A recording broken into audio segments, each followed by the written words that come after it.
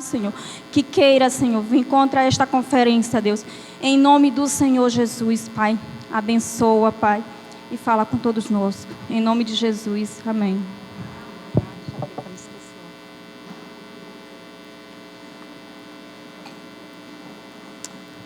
Boa noite, amados, paz e graça do Senhor, amém?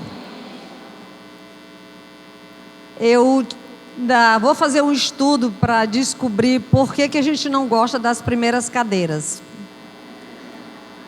Porque não é um problema só da minha igreja, né? É de todas. Interessante, a gente vai chegando e vai ficando lá para trás, aí fica várias. Seria tão bom que a gente pudesse ficar pertinho mais, né? Uns dos outros, aqui no caso umas das outras. Mas ainda temos um irmão ali, né? Não tem problema. Você vai me perdoar quando eu esquecer de falar uns, for falando tudo no feminino, mas é que a maioria aqui hoje ganha. Queridos, é um prazer estar aqui. Realmente, quando ela começou, até na primeira oração, que ela falou que tinha sido um sim para o Senhor. Realmente não tinha nenhum projeto de eu estar aqui hoje à noite. Eu tinha um compromisso em outro lugar hoje e que na quarta-feira foi desmarcado. Quando o Charlene me ligou e mandou uma mensagem, né? Dizendo que ela estava precisando de ajuda, que tinha uma igreja, que tinha uma conferência de mulheres e que tinha tido um problema com a pessoa que viria falar hoje. E naquele momento, a irmã falando de cansaço, eu estava me sentindo tão mal, eu estava tão cansada. E aí, quando o outro não deu certo, sabe assim, como no fundo a gente fica assim, opa, pelo menos vou ter um momento. E aí, eu orei e falei para o meu marido do convite, e aí mandei a resposta para ela da seguinte forma: eu mesmo não queria ir, mas Deus não disse não, disse sim. E aí ela brincou, só mandou para mim: pastora, a senhora é tão sincera. Eu falei: mas eu estou falando a verdade. Mas, queridos, na verdade a gente às vezes tem esse sentimento, esses pensamentos, quando a gente vem assim de uma jornada pesada, parece assim, quando vai sobrar um horáriozinho a mais para descanso, parece que a gente quer se agarrar nisso. Foi só por isso, unicamente, mas para mim é uma grande alegria estar aqui com vocês, glória a Deus, porque eu ouvi, né, obedeci e estou aqui. Para quem nunca me viu, não me conhece, eu sou Nazaré Pinheiro, eu sou sou esposa do pastor Tomás, sou pastora também com ele ali, na comunidade Casa do Senhor, ali na Coama. E nós estamos juntos nesse ministério há um bom tempo, como Casa do Senhor realmente há 14 anos, mas nós estamos já de ministério mais tempo, 30 anos. E nós estamos casados, vai completar agora, recentemente, próximo ano, 42 anos, estamos com 41 anos de casados. Nós temos 3 filhos, um de 40, uma de 36 e um de 33. E o de 33, além de ser filho, já é especial por ser filho, é uma pessoa especial. Ontem ele completou 33 anos.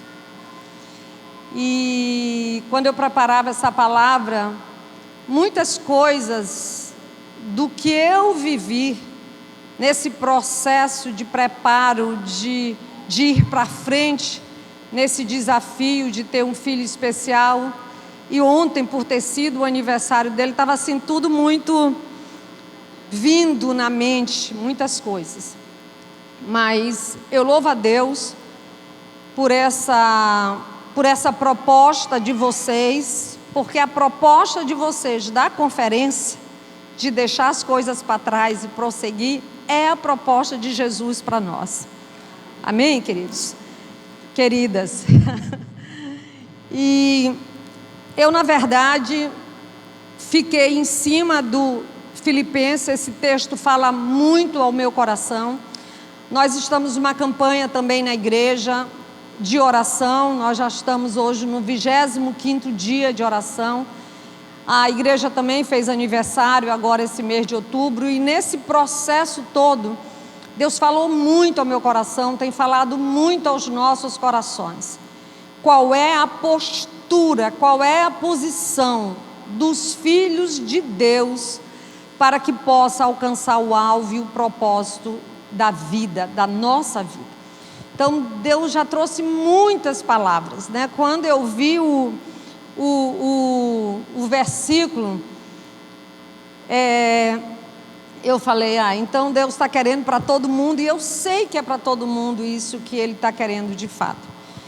E a gente precisa lembrar, quando a gente precisa falar de Filipenses, e quando a gente fala de deixando o passado para trás, sabe, queridos, é esse o desejo de Deus para nós.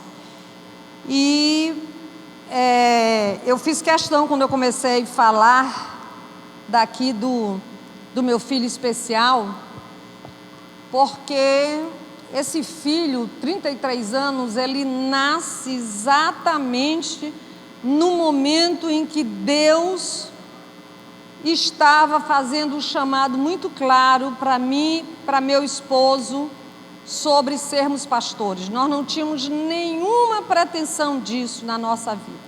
Eu sou médica, meu marido é engenheiro, e exatamente nesse momento, quando eu estava grávida do filho, já estava sendo gestado o ministério em nós também. E quando nasceu esse filho, nós estávamos dizendo sim, nós estávamos no processo de tantos deixar. Meu marido era um engenheiro com um cargo muito bom, e nesse processo de tanto deixar, quando nasceu esse filho especial, vocês só podem avaliar o tamanho da crise que eu tive. Porque para mim era incompatível um chamado desse tamanho para nós. Sempre casamos já como cristãos, estávamos na igreja que frequentávamos muito engajados, mas pastores, isso aí não passava na nossa cabeça, de forma nenhuma, assim como não deve passar na cabeça de algumas aqui, muitas coisas que Deus está falando, né? Você parece que está muito satisfeito com aquilo que Deus, que você está fazendo, apesar de muitas vezes o Espírito te incomodar, mas você talvez diga para Deus, vai com calma, aqui está bom, né? E aquela velha frase que sempre a gente ouve de todo mundo, eu não estou pronta para isso. Então assim, para começar, o que eu mais gosto de Deus é que Ele não usa pessoas prontas. A gente vai passar a noite aqui todinha falando de um monte de gente que você conhece, do Velho Testamento até o Novo, incluindo toda a turma dos discípulos. Ninguém ali estava pronto. Nas vésperas praticamente de Jesus ser crucificado, ninguém entendia ainda muita coisa. E aí esse poder de Deus, essa graça de Deus, esse amor de Deus de ir nos preparando, vai exigir de nós uma resposta para aquilo que Ele tem para falar conosco hoje. Porque a gente só deixa as coisas para trás à medida que nós vamos dizendo sim para aquelas que Deus vai apresentando para nós. E eu gostei do testemunho da irmã aqui, de falar da brabeza dela, mas eu acho que todas nós que somos mulheres, né, dessa geração, passamos por essa luta, né, de aprendermos a nos submetermos a Deus e a nos submetermos a uma vida nova que é a vida de casado, o aprendizado novo. Então, meu irmão, os 3 primeiros anos eu briguei bastante também. Mas, graças a Deus, já vou por 42º ano. E, sem dúvida nenhuma, quando nós deixamos moldar por Deus, nós não vamos sendo as mesmas pessoas. Então, em Filipenses 3, se a gente lembrar, só para contextualizar, Paulo começa com a palavra finalmente. Ele vem falando anteriormente de tudo que ele estava passando, falando sobre aqueles irmãos, falando sobre as lutas dele, agradecendo por aqueles irmãos já terem ajudado com ofertas a vida dele. E aí ele está falando de Timóteo, está falando de outros homens que já estiveram ali com aquela igreja. Aí no versículo 3 ele começa, finalmente, como quem diz, vamos ao que interessa. E aqui no capítulo 3, tem algumas verdades, para mim tem uma verdade, alguns livros, se a gente arrancasse assim algumas páginas, alguns capítulos, a gente não precisava do livro todo. Para mim, Filipenses 3 diz tudo o que Paulo queria dizer para aquela igreja. E o que ele precisa dizer e o que nós precisamos compreender. Ele começa falando da necessidade de termos uma postura. Alegrem-se no Senhor. Alegrem-se no Senhor. E ele continua falando das coisas do passado. Vamos ler mais, que é mais rápido do que eu ficar falando. Ele diz, finalmente, meus irmãos, alegre-se no Senhor.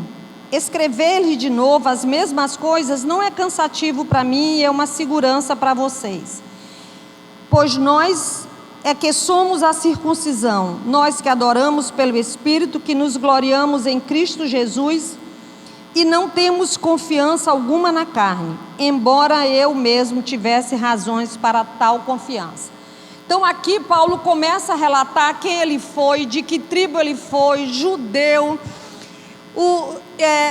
fariseu, todo o passado dele. E a gente precisa lembrar que nesse momento aqui, a igreja de Jesus, todas as igrejas que tinham nascido ali naquele primeiro século, tinha que lutar contra os judeus, contra os cristãos judaizantes, que queriam manter uma série de coisas da lei, que queria que isso continuasse. Então aqui Paulo começa falando isso. Eu sou judeu, eu mais do que qualquer um, cumpri todo como um bom fariseu. Aí ele começa a dizer o que ele fez com esse passado. Ao lugar de se vangloriar desse passado, ele diz o que ele fez.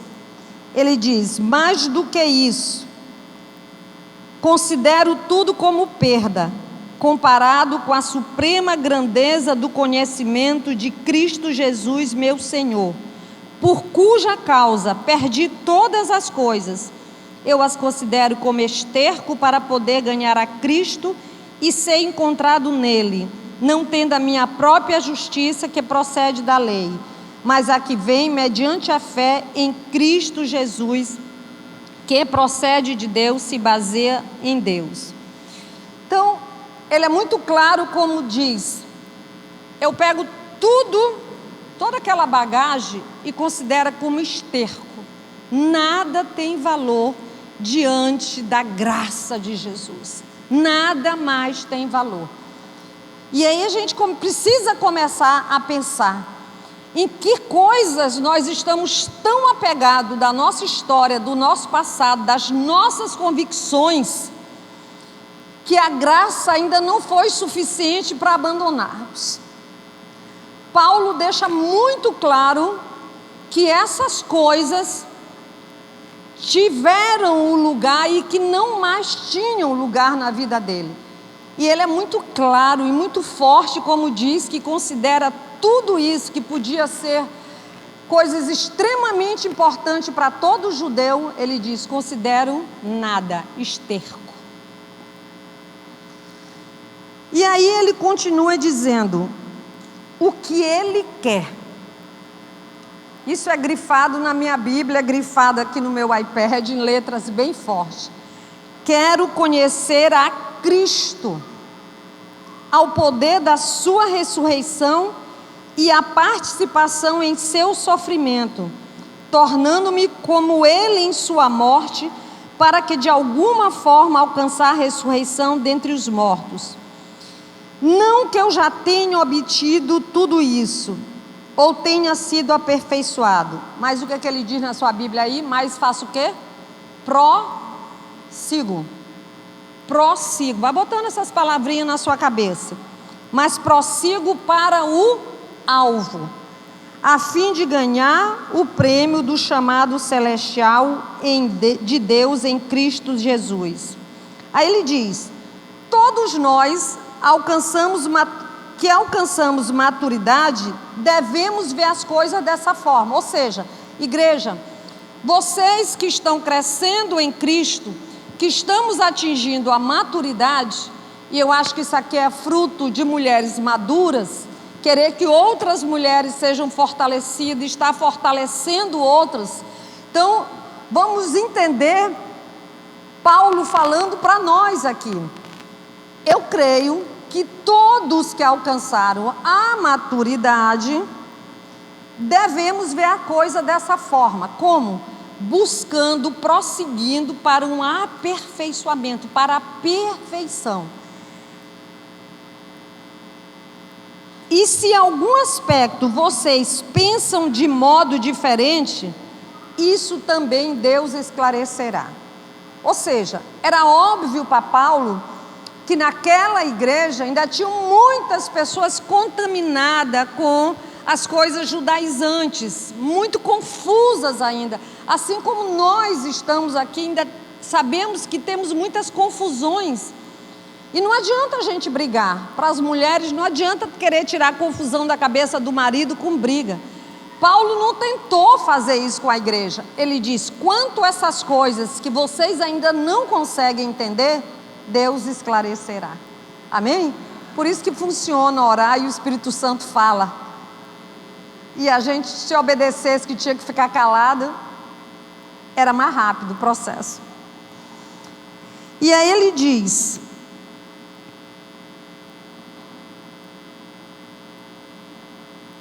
tão somente vivamos de acordo com o que já alcançamos. Amém, gente? Isso aqui é muito sério. Lembra que a irmã acabou de falar aqui que o pecado vem lá nadando e quer pegar a gente de novo?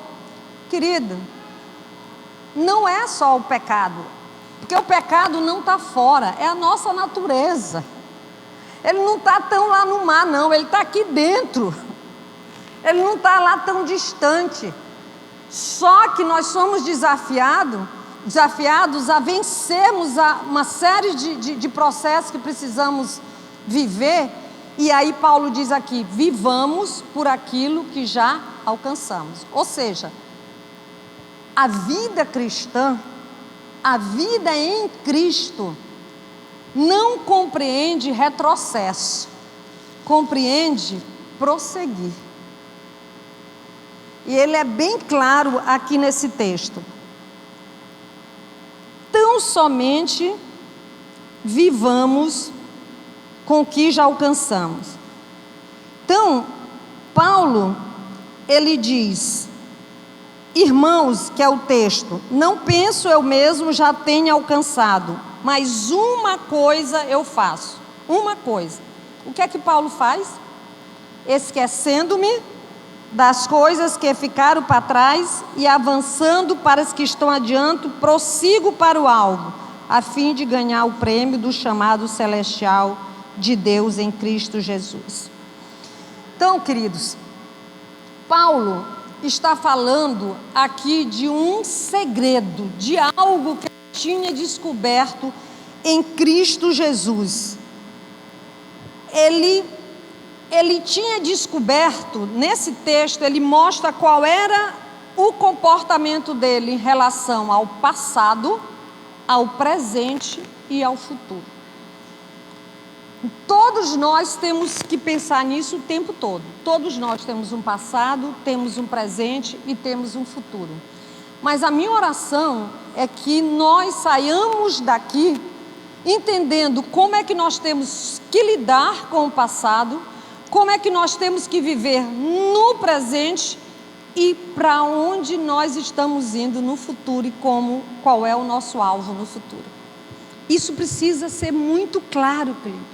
Muito claro, porque se isso aqui você compreender, tudo que você vai viver, você vai ter esse entendimento e essa compreensão. Então Paulo diz claramente, quanto ao passado, ele diz, só me resta uma coisa, ter um santo esquecimento, um esquecimento sábio. Porque ele deixa muito claro quando ele diz, esquecendo-me das coisas que ficam. Já sei que já deve estar passando aí um monte de pensamento, de tudo que a gente ouve em atendimento pastoral. Pastora, a senhora está falando isso porque a sua vida deve ter sido bem diferente da minha. Se a senhora tivesse tido o passado que eu tive, a senhora não estaria dizendo isso aí. Então eu tenho certeza que esse pensamento já rolou na cabeça de alguém, porque isso é muito comum a gente ouvir isso em atendimento pastoral. Quanto ao futuro, ele diz, uma antecipação sábia. Ele diz, avançando para as coisas que estão diante de mim. Então, quanto ao passado, o esquecimento. Quanto ao futuro, avançar, um avanço.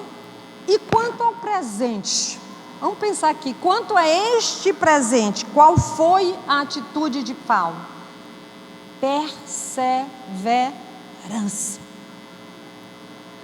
Essa foi a atitude de Paulo.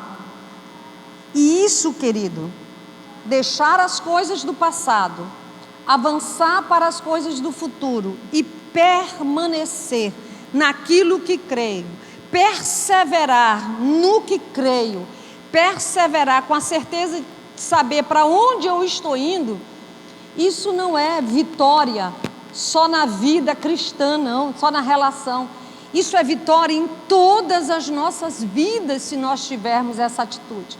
Imagina você, se você todos os dias resolvesse, como a Bíblia diz, que você tem que resolver os problemas com seu marido, que é aquela formulazinha de perdoar antes do pôr do sol, antes de acabar o dia, e pudesse esquecer essas, e pudesse prosseguir, perseverar na construção do seu casamento. Você imagina que diferença seria da vida que você pode estar levando hoje. E aí a gente precisa entender, queridos, que a nossa vida, eu costumo dizer assim, que algumas pessoas não prosseguem porque complicaram demais a relação com o Evangelho e com Jesus. Nós não queremos o Evangelho simples e puro. Nós queremos ainda algumas coisas judaizantes. Nós queremos ainda algumas situações que a gente acha que manifesta o poder de Deus, algumas outras coisas. Para nós, o que foi dito por Jesus nos Evangelhos e o que Jesus fez, parece que ainda é pouco. Eu preciso que alguém acrescente alguma coisa. Então nós não somos muito diferentes, às vezes, na nossa conduta do que estava sendo a igreja de Filipos, dos filipenses. Porque a gente está sempre querendo acrescentar. Mas a gente precisa entender, de uma forma bem simples, se você entender a sua vida cristã, como duas paralelas. Paralelas são linhas que não se cruzam, elas vão caminhando uma do lado da outra. Uma paralela é a soberania de Deus. é a soberania de Deus, é aquilo que Deus quer para nós. E na outra paralela, caminhando juntinho, é a sua responsabilidade, é a sua decisão da obediência. Isso aí eu tenho certeza que você ouve do seu pastor, você já está cansada de ouvir isso. Mas imagina a sua vida assim, tendo na sua frente sempre duas linhas: a soberania de Deus e a sua decisão. É assim que as coisas caminham o tempo todo. Mas a gente precisa entender que nessa minha responsabilidade, eu tenho a responsabilidade de andar baseado no meu arrependimento, na minha fé e nas atitudes que são coerentes com o Evangelho de Jesus.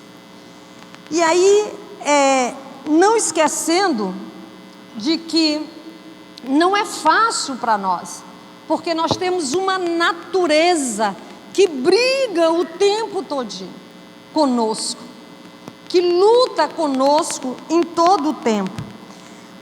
Mas eu quero deixar algumas orientações aqui para você. Primeiro, faça do objetivo de Deus o seu objetivo de vida. Faça do objetivo de Deus o seu objetivo de vida.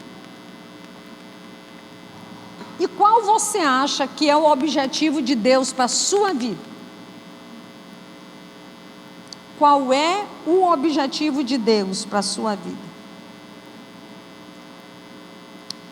Nós fomos convertidos, nós conhecemos a Cristo, e às vezes a gente pensa que o único objetivo foi esse.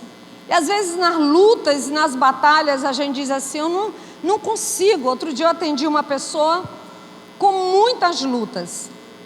Ela frequenta igreja evangélica desde a adolescência. Mas pela avaliação da vida dela e das lutas, ela chegou à conclusão na conversa: eu não sei se eu já me converti. Sabe por quê? Porque nós colocamos na conversão o início e o fim das coisas. E a conversão é só o início. E aí, depois que eu me converto, que eu compreendo essa obra regeneradora de Cristo na minha vida, eu tenho que saber qual é o propósito de Deus para a minha vida. E o propósito de Deus, querido, é o propósito que Paulo descobriu: a perfeição. O alvo de Paulo, quando ele diz assim: não que eu já o tenha alcançado, mas eu prossigo para esse alvo. Então, o nosso alvo é a perfeição, é a santidade, como nós falamos muitas vezes. Esse é o nosso alvo. Mas isso não a gente precisa passar, não ser só um propósito de Deus, nem da carta de Paulo. Precisa ser o meu objetivo. E aí eu vou alcançando isso na medida que eu ando naquilo que eu vou alcançando todo dia. Todo dia. Eu digo que a maioria das pessoas cristãs parece que tem um elástico amarrado na cintura, e a gente já vai ver que elásticos são esses, e que a pessoa puxa, ela caminha, e ela fica toda feliz: eu estou indo, estou conseguindo. Daqui a pouco o elástico puxa ela de uma forma que a gente tem a impressão que a pessoa voltou a ser o que era antes da conversão. É ou não é? Então, nós precisamos entender que o propósito de Deus, essa obra que Ele começa conosco na conversão, tem um alvo. E sabe qual é o alvo? É termos o caráter de Cristo. Como se costuma falar muito na casa do Senhor: ser gente parecida com Jesus, gente igual a Jesus. É esse o propósito de Deus para nós. E é esse o alvo de Paulo, e é esse o meu alvo, o seu alvo. Então, precisamos transformar esse objetivo de Deus no nosso objetivo. E Paulo passou por todas as situações que passou, mas nada disso desviava Paulo disso. Não tinha prisão, não tinha situação nenhuma. Paulo tinha entendido isso tão bem que ele sempre está nos convidando a nos alegrarmos. É Ele que nos diz: eu já aprendi a viver contente em toda e qualquer circunstância. Em toda e qualquer circunstância. Por quê? Porque ele sabia qual era o propósito da vida dele, e ele estava no presente fazendo o quê? Perseverando em direção a esse alvo. Ele tinha essa convicção, e isso muito, muito sério. Se nós entendêssemos o propósito da nossa existência, querido, infelizmente, a maioria dos cristãos está completamente confuso em relação a isso. Se você pergunta para uma pessoa qual é o objetivo da sua vida, você pode ficar certo. Ela vai começar por duas coisas, dar duas uma. Ou você casar, ter uma família e ter filhos, ou você me formar. E pode ser crente, dificilmente você vai ouvir alguém dizer: me tornar uma pessoa cada dia mais parecida com Jesus. Alguém lhe dá essa resposta? Mas esse é o nosso propósito. Em tudo que formos fazer, enquanto estudo, enquanto trabalho, enquanto caso, enquanto tenho filho, eu estou prosseguindo para esse objetivo. E aí nós precisamos entender, querido, tirar, pelo amor de Deus, passa uma esponja, essa ilusão deste século, que você já deve ter ouvido muito, do que nós chamamos dessa pós-modernidade, que nós chamamos da era da liquidez, que tudo é para hoje, para agora. O propósito de Deus não é te fazer feliz. Diz para a pessoa do lado aí, faz favor, diz aí. Mas diz com força, gente, não fica triste não.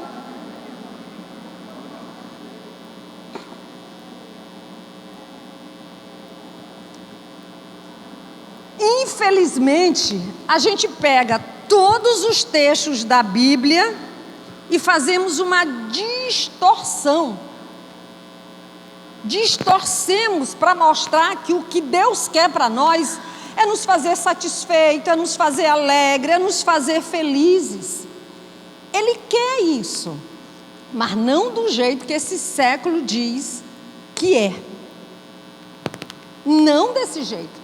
O fim vai ser isso. Porque eu obedeci, porque eu me deixo transformar, porque eu respeito meu marido, porque eu amo, porque eu perdoo, porque eu me submeto, eu sou feliz.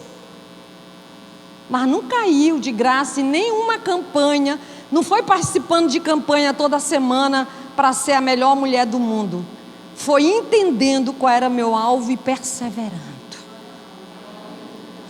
Gente, se a gente não entender isso, vai ficar tanta gente cansada e doente de fazer tanto evento, para quando termina, você pergunta assim: qual foi o resultado?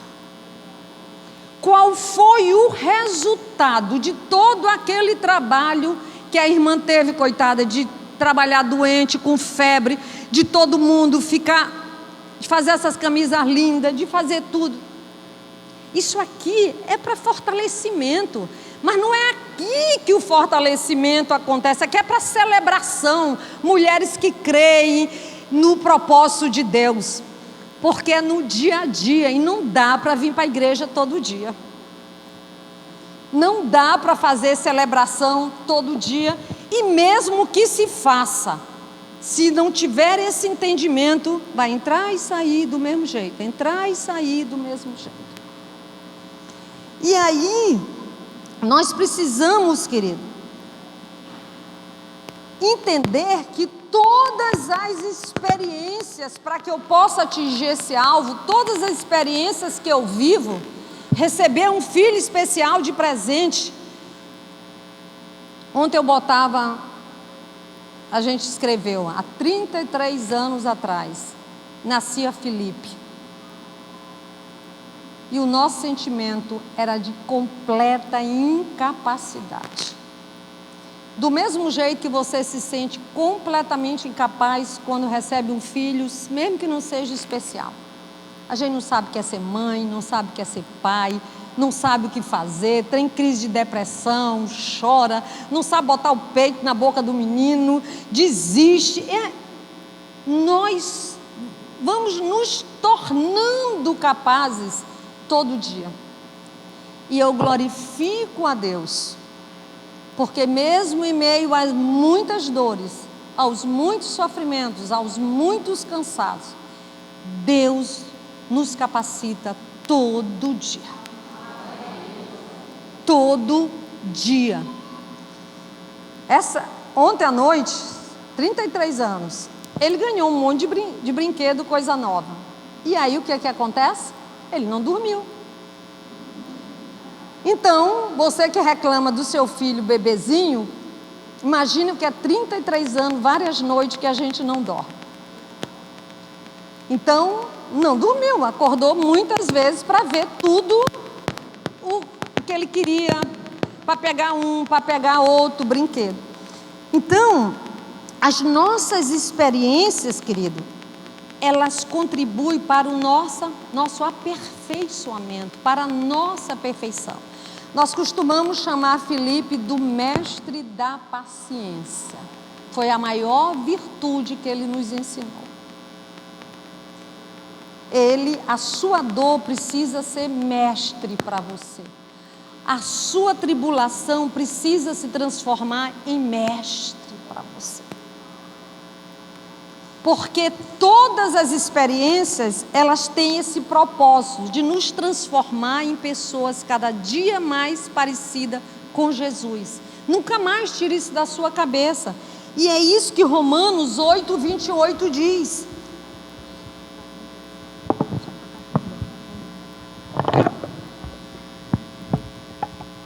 Romanos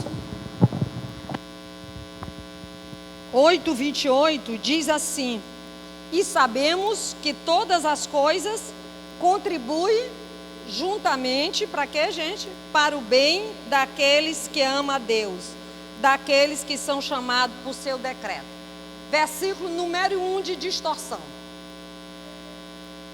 Eu sei que tudo vai ficar bem, porque todas as coisas contribuem para o bem daquele que ama a Deus. Mas não é, está errado. Isso é o que nós dizemos. Isso. Porque o tudo vai ficar bem, vai ficar, mas o tudo ficar bem que as pessoas dizem, pode baixar um pouco, minha voz é muito forte se estiver alta.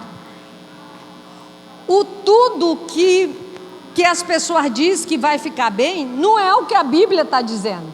Quando ele diz, todas as coisas contribuem para o bem daqueles que amam a Deus, não é essa expectativa errada de que seu sofrimento vai acabar logo, que tudo vai ficar bem. O propósito está no versículo de baixo que ninguém lê e nem recita. Olha o que tem aí.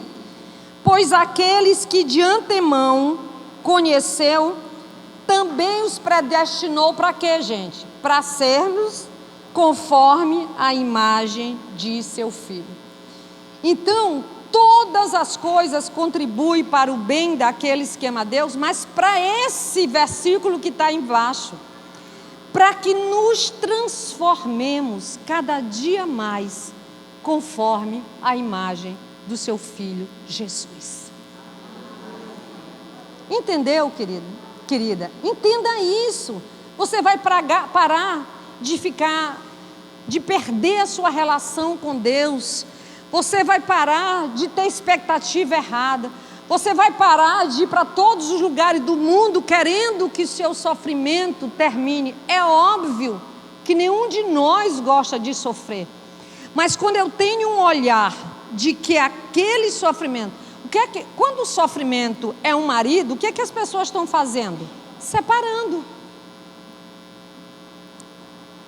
Ninguém quer submeter a esse processo de mudança e de transformação. Agora, o que é que a gente faz com um filho especial quando nasce? A gente joga ele aonde? Se a gente entendesse do mesmo jeito que quando você recebe um filho especial, lhe cabe amar, por mais esgotada que você esteja alguns dias, e só lhe resta continuar amando, os teus relacionamentos, o seu marido, o seu filho difícil, esse filho aí que está com toda essa dificuldade, só resta uma coisa que nós costumamos chamar, eu e meu marido, a fórmula mágica para qualquer situação: ame e ore. Diga comigo: ame e ore. Só que, infelizmente, a maioria das pessoas só ama e ora quando já fez todas as besteiras possíveis. Ainda diz assim: eu não tenho mais o que fazer, porque eu já fiz tudo. Aí que você errou. Não era para ter feito esse tudo, porque esse tudo você inclui briga, tapa, espancamento, às vezes xingamento, falta de perdão, um monte de coisa, castigos e um monte de coisa. Ame e ore. Ame e ore. E aí é o que a gente precisa entender. O propósito de Deus é o meu propósito. Precisamos fazer do objetivo de Deus o nosso objetivo, querido. E quando eu tenho isso, sabe de que eu sou salvo? De todas as prostituições dos poderes desse mundo que passa na minha cabeça. Eu sou salvo disso, porque não me resta essas outras coisas. Lembra o que de Romano? Transformai-vos pela renovação da vossa mente, para que experimenteis. Tudo é para a gente ir para esse propósito de ser a imagem e semelhança de Jesus. E aí, a gente precisa lembrar, sabe, querido, nesse prosseguir, quando alguém perguntar para você, você está prosseguindo, minha irmã? Estou me mantendo firme, estou prosseguindo. Mas qual é o seu alvo? É riqueza? É marido? É família? Tem mulheres solteiras aqui, muitas? Deixa eu ver aí, levanta as mãos. Amém. Querido, se você entender isso aqui, e você prosseguir para o seu alvo, e a sua conquista não for um homem, um marido, vai ser bom demais. Você vai experimentar uma paz tão grande, porque você não está prosseguindo para esse alvo, porque esse alvo não é o seu alvo. Isso aí faz parte, lembra? Das coisas que serão acrescentadas. Lembra desse versículo? Buscar em primeiro lugar o reino de Deus. Na hora que a gente cantava aqui, a gente canta tanta coisa, né? A gente diz tanta coisa, o que a gente quer, obedecer, a entrega. Mas tudo isso precisa entender para quem é essa entrega. E aí, eu quero te lembrar do que diz o Salmo 127:4, que diz assim: como flechas na mão de um homem valente, assim são os filhos da mocidade. Bem-aventurado o homem que enche dele a sua aljava. Sabe o que isso está dizendo aqui, querido? É que essas flechas, elas precisam estar na mão de pessoas capacitadas. E aqui ele fala de pais que ensinaram os seus filhos e que acertam o alvo. Eu preciso ser capacitada por Deus e eu preciso saber qual é o alvo que eu tenho que atingir. Porque você tem que entender, se você não sabe qual é o seu alvo, e você não sabe qual é o objetivo da sua vida, você vai jogar flecha para todo lado. Você vai jogar a flecha para todos os lados. E aí nós precisamos concentrar, o segundo ponto, meu objetivo é o objetivo de Deus, e eu vou concentrar todo o meu esforço para atingir esse alvo. Esse é o objetivo, que é o objetivo de ser transformada como Cristo. Porque Paulo, ele diz isso com uma frase: mas uma coisa eu faço. Sabe, querido, se a gente conseguisse dizer assim: esse momento a minha vida não está bem, tem algumas coisas que eu gostaria de conquistar, eu estou desempregada, eu estou com problemas de saúde, eu estou com problema na família, mas a gente devia terminar dizendo assim: mas uma coisa eu faço. Essas situações todas que eu estou vivendo, elas estão me ajudando, elas estão colaborando para o meu bem, para o processo de transformação da minha vida. Quando eu recebi o convite, que me botaram essa, que eu vi que tinha bastante borboleta, eu digo: será se as pessoas que pensaram o que acontece com uma borboleta? Ou só botaram porque ficou lindo, né? Porque tem a ver com mulher, uma coisa feminina, a gente quer voar, quer deixar as coisas que para trás ficam, e eu quero bater asa, porque o que mais crente quer é voar. E o propósito da gente não é voar, gente. O propósito da gente é todo dia, todo dia. Sabe por quê? Porque está gente cheia de mulheres voando, voam por um período, bate a asa, e é profecia, e é não sei o quê, e é não sei o quê. Daqui a pouco cai, pá! Porque não tem nem asas prontas para voar, para alçar esse voo, esse engano que fica na cabeça da gente. E aí, quando eu vi as borboletas, eu digo: não, esse povo já compreendeu o que acontece. Então, a palavra predominante é: mais uma coisa eu faço. Essa é a perseverança. E nesse uma coisa eu faço, Paulo entendeu: eu só tenho um jeito de alcançar o propósito da minha vida: se eu aprender a deixar. Se eu aprender a deixar.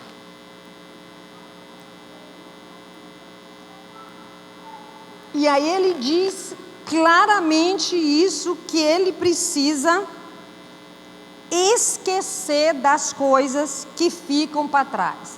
Querido, esquecer, sempre que você ouvir a palavra esquecer as coisas que ficam para trás, não é pedir para Deus te dar uma amnésia.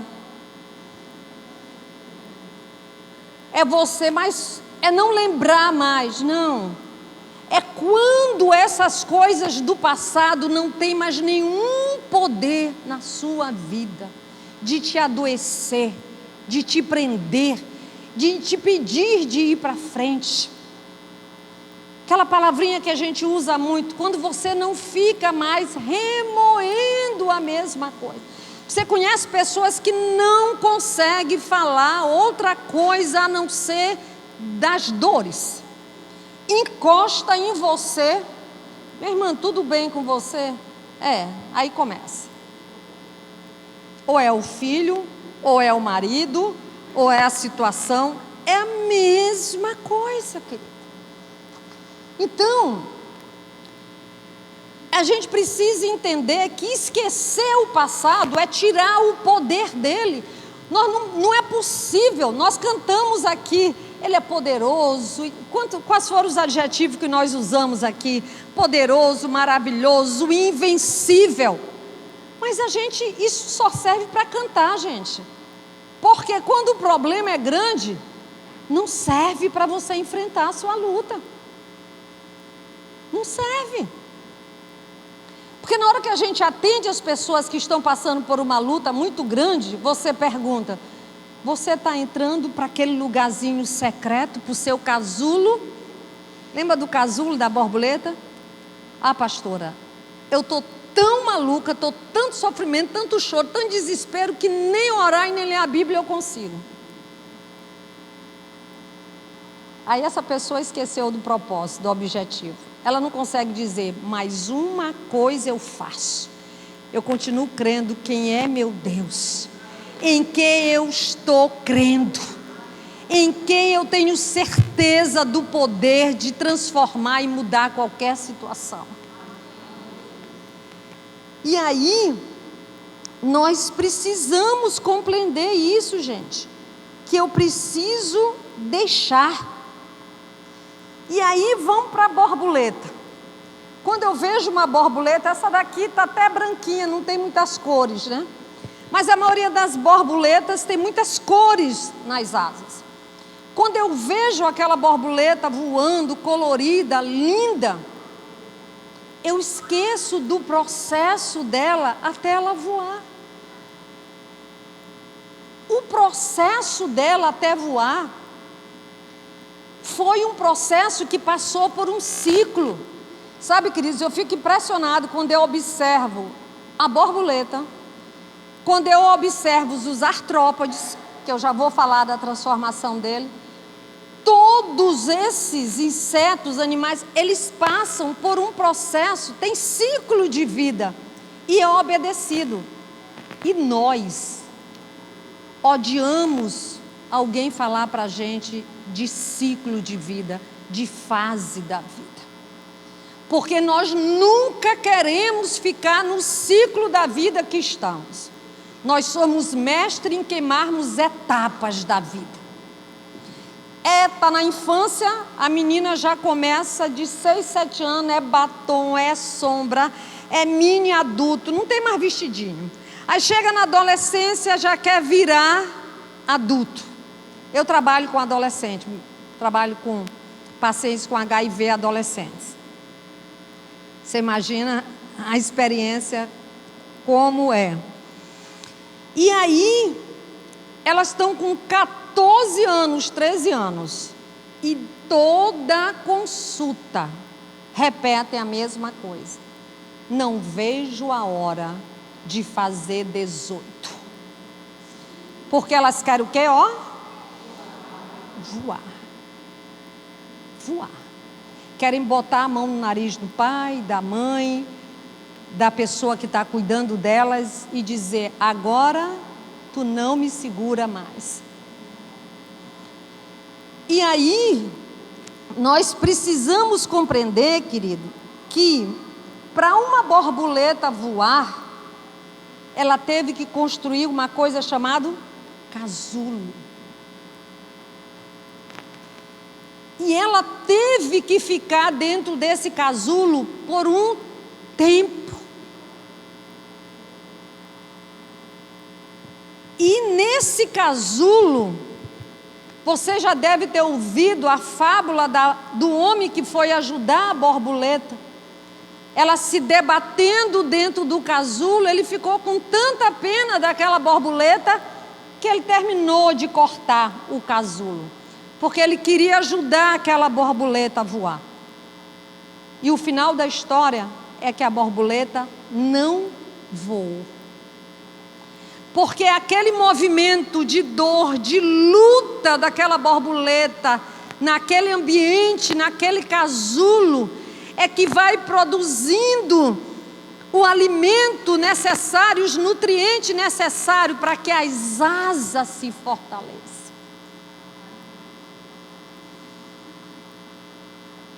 E aí alguém bondoso, e nós fazemos isso, queridos.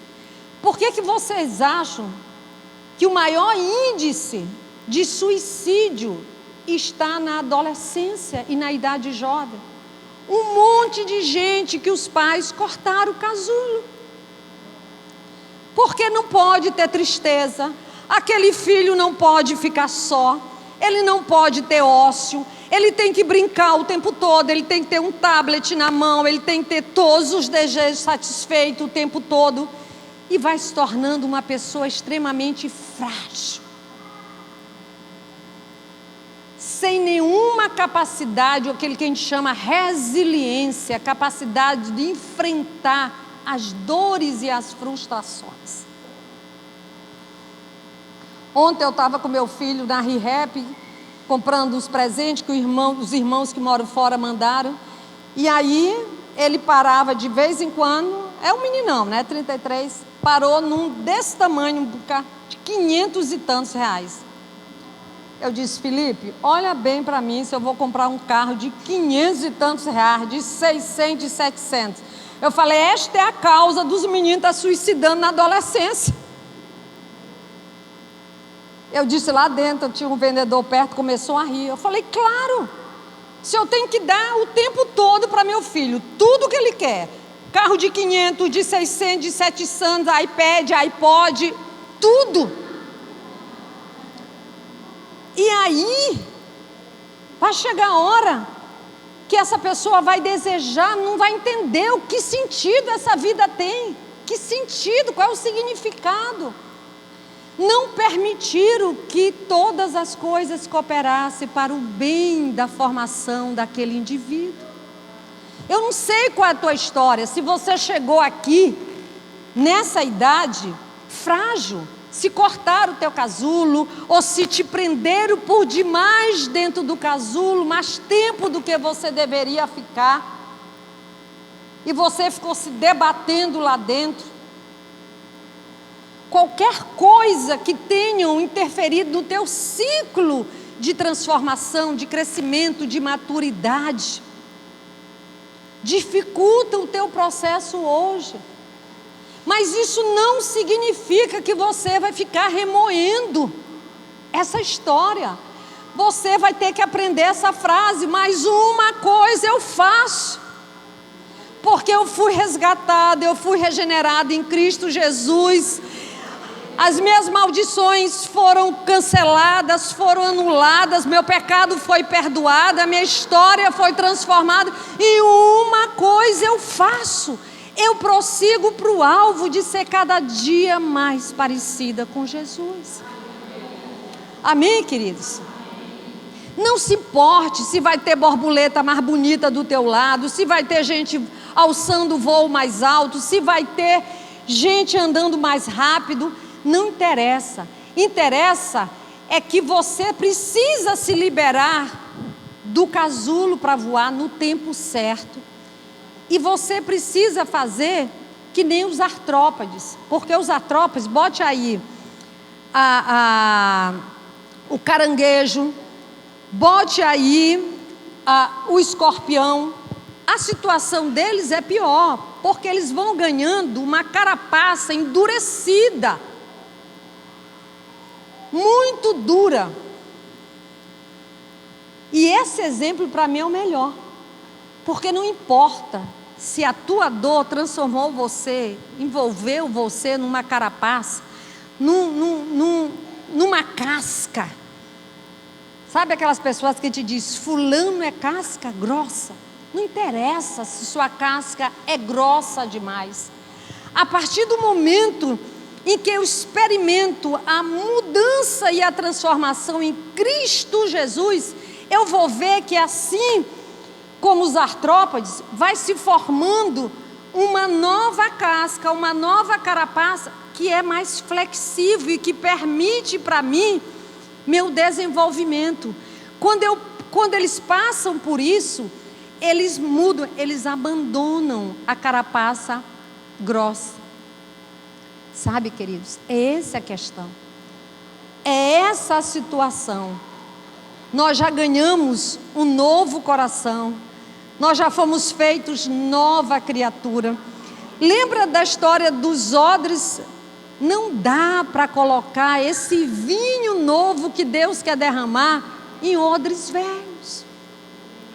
Não suporta, você não suporta.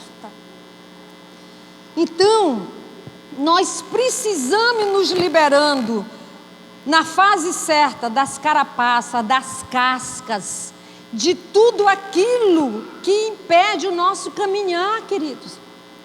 Lembra de Davi? Como é que Saul sugeriu para ele lutar? Com a armadura dele. E Davi conseguiu? Mas falou, isso aqui é pesado demais para mim, isso aqui não é para mim.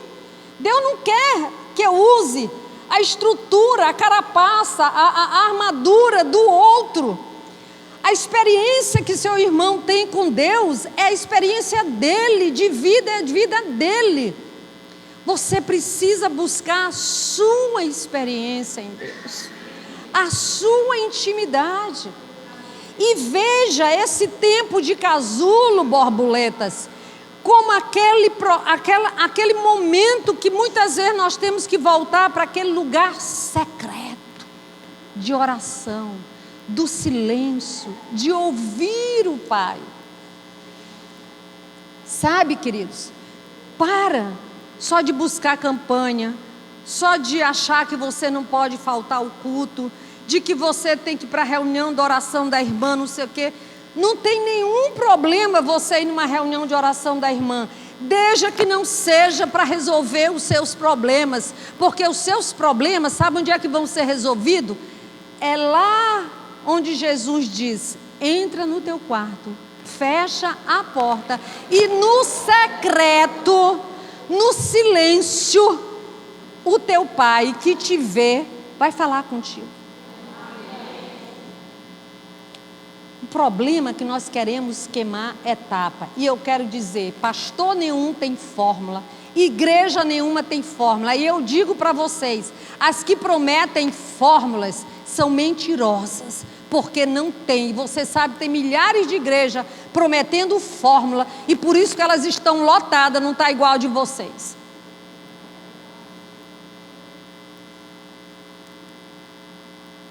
Porque a gente quer fazer uma campanha e sair de lá transformado. E eu vim aqui para te dizer que não é assim. Não é assim. Gente, quando você lê Marcos é um evangelho que dá para a gente ler numa sentada, numa manhã, numa tarde, experimenta. É a melhor coisa que tem quando você pode ler uma carta toda de uma só vez, um evangelho todo. Eu voltei a ler Marcos recentemente, todinho, numa sentada, de uma manhã de terça-feira. E eu fiquei, me saltava aos olhos assim, o tanto de vezes que fala que Jesus procurou um lugar para ficar sozinho e orar. Meu Deus! Como é que nós vamos deixar as coisas que para trás ficam? Como nós vamos prosseguir para frente? Se eu não quero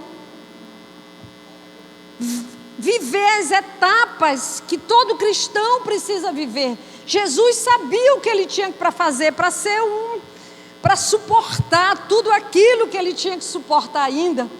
Ele precisava ficar sozinho. Quantas vezes ele precisava ficar sozinho? Qual foi a última vez que você ficou sozinho?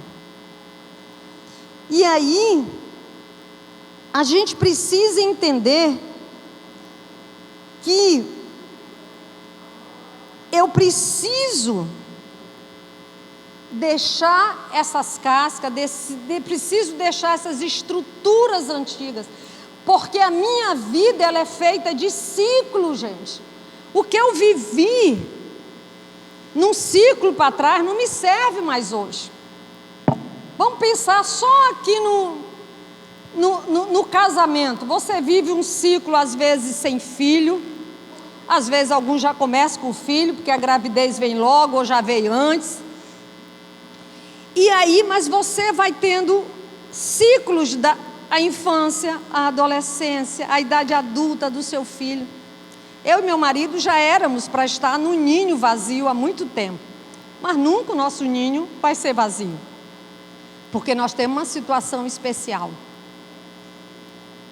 E eu precisei deixar uma coisa para trás, esquecer, e dizer assim, mas uma coisa eu faço. Eu casei jovem, eu casei com 20 anos, meu marido tinha 24, e eu tinha um sonho, eu falei, eu vou ter filhos cedo, e eu tive filhos cedo, o máximo que eu pude, porque tinha uma faculdade para terminar, residência para fazer um monte de coisa, porque eu dizia, eu quero ter um tempo só eu e meu marido, a gente mais maduros. E isso na minha cabeça, esse desejo, esse sonho, rodou muito quando veio o filho especial. Falei, acabou esse sonho. Agora você imagina se eu tivesse estragado a minha vida todinha, a minha relação conjugal, a minha relação com Deus, a minha relação com meu filho, por uma amargura, por uma tristeza, porque Deus não me deu uma coisa que tanto eu queria, ficar sozinho com meu marido. Não é coisa de gente imatura? De menino que fica batendo o pé. E aí, a gente precisa, querido, se dedicar a esse objetivo. E como é que eu vou me dedicar a esse objetivo? A gente está terminando. Volte para Deus. Volte para Deus. Abandone, toma a decisão de abandonar as cascas, a história, a maneira de viver. Pelo amor de Deus, gente, crente não era para dizer o que tanto diz. Eu sou assim, pastora, porque a senhora não conhece quem foi meu pai, quem foi minha mãe, tanto que eu sofri na mão dele. Eu sei, querido, mas agora tem um que diz assim, larga esses fardos, larga esse cansaço, larga essa história, carrega o meu fardo, que é leve e suave. Tem um outro pai fazendo outro convite para a vida da gente, para a nossa vida. Então, abandona a vã maneira de viver, abandone as velhas posturas. Querido, Deus falou tanto comigo nesses dias sobre velhas posturas. E sabe para onde eu fui parar quando eu estava nessa leitura de Marcos? Para a mulher encurvada, 18 anos.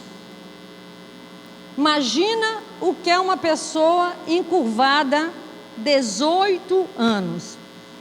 Me diz o que é que uma pessoa encurvada olha. Ela olha para frente? Para onde é que ela olha? Para baixo e para trás. E quando eu vi aquilo, eu falei, Jesus, a maioria da igreja está encurvada.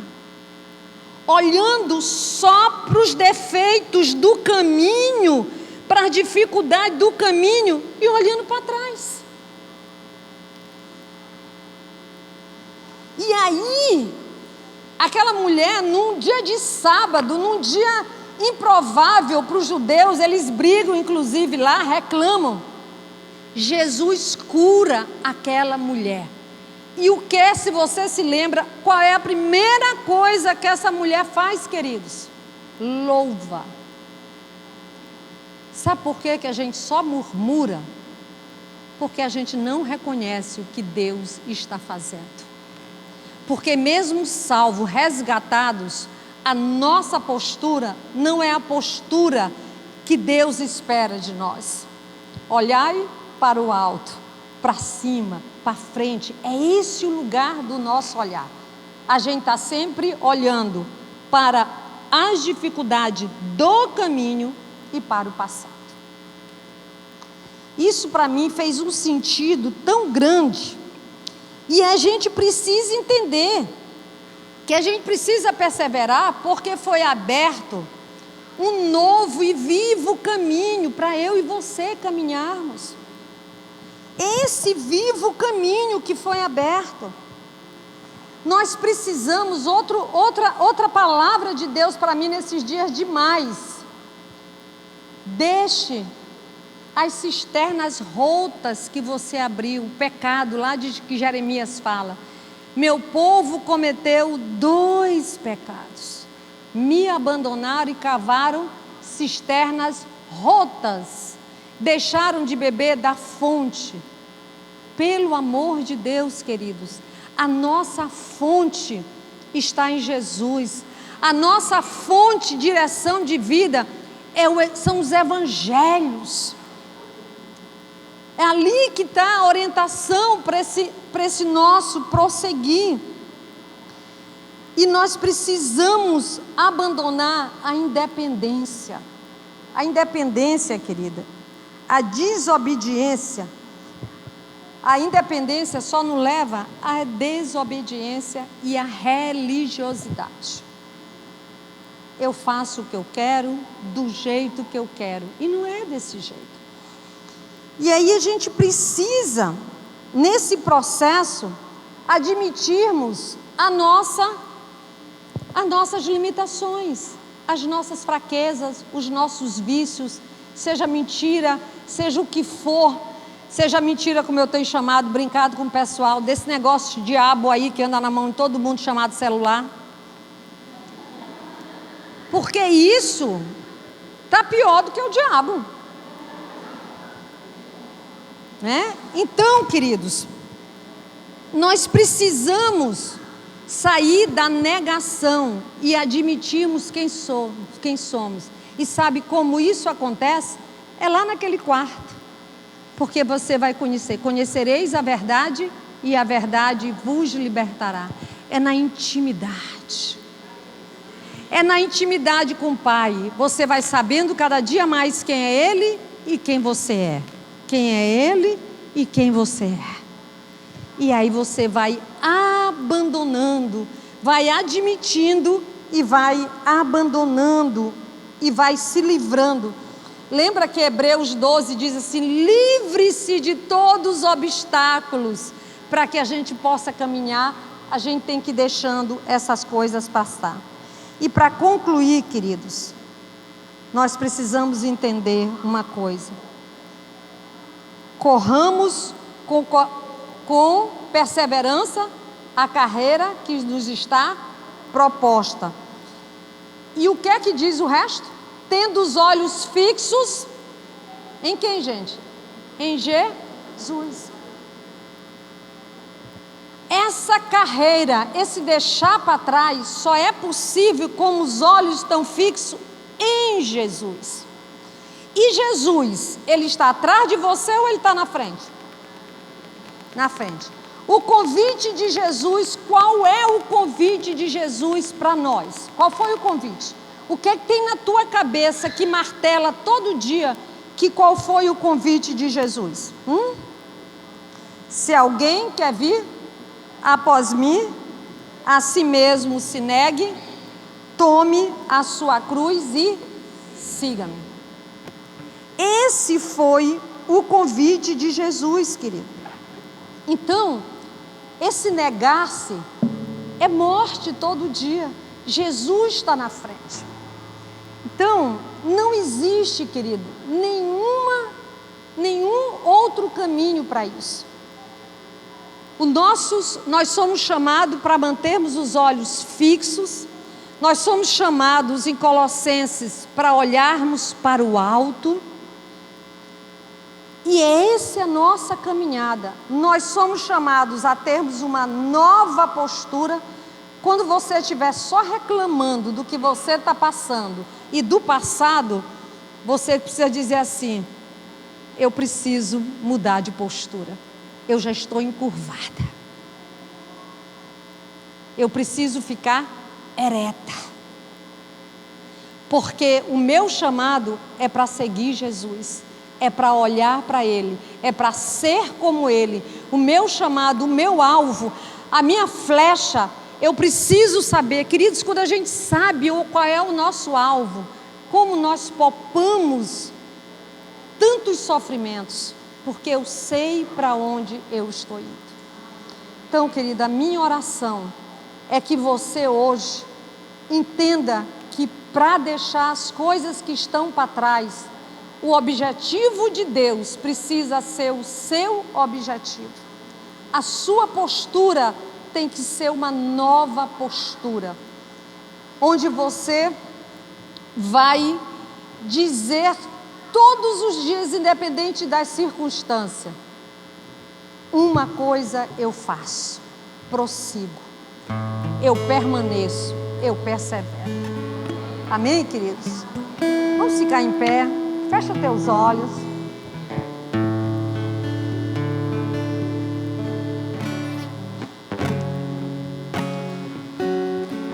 Fecha teus olhos. Deixa o Espírito de Deus falar com você. Qual é o momento da sua vida hoje? Que situação você está vivendo que você vai partir desse momento e dizer: eu vou permitir que essa dor coopere para o meu bem, coopere para a minha transformação, coopere para o fortalecimento das minhas asas, coopere para que eu tenha uma nova postura, uma nova forma de pensar, de agir, que eu volte novamente a dizer sim para o convite de Jesus, de segui-lo todos os dias, de querer conhecer cada dia mais a sua vontade. Oh Pai amado, muito obrigada, Senhor, pela alegria de compartilhar a Tua palavra com essas mulheres. E eu te peço que Teu Espírito Santo traga um novo entendimento, Senhor, que elas entendam que na frente delas só tem duas linhas, da Tua soberania e a linha, Senhor, da responsabilidade de cada uma em obedecer, em andar conforme a Tua vontade, o Teu querer. Senhor, e que a Tua palavra, o Teu evangelho esteja inscrito na mente e no coração das minhas irmãs, Senhor Deus. A Tua palavra seja revelada na vida delas, na casa delas, transformando a história delas, meu Deus, transformando a vida delas, um novo jeito de pensar, um novo jeito de falar, de agir, Senhor Deus. Oh Pai, em nome de Jesus, Senhor Deus, que elas possam dizer como Paulo: uma coisa eu faço, eu ainda não alcancei, ainda tem muitas cascas, ainda tem muitas transformações que precisam acontecer na minha vida, mas eu vou prosseguir para o alvo.